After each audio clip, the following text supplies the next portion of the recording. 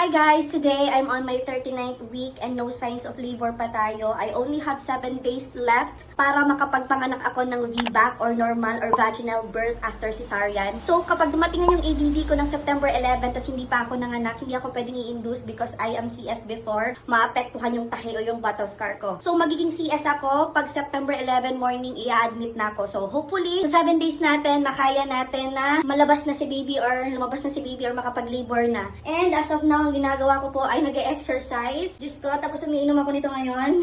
Ayan, luya in Bisaya, ginger. And I'm going to eat as well, pinya. After this one, while meeting kay Macy sa school, I'm going to eat this pinya and mag-exercise po ako ng mga squat. Kailangan ko to! Let's do this! Hindi ako pwede masubra ng pinya, guys, kasi di ba nga, may ano ako, GERD. Baka takihin na naman ako.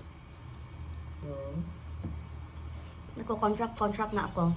Tapos parang masakit yung puson ko, but tolerable lang. Hindi siya ganun yung pain.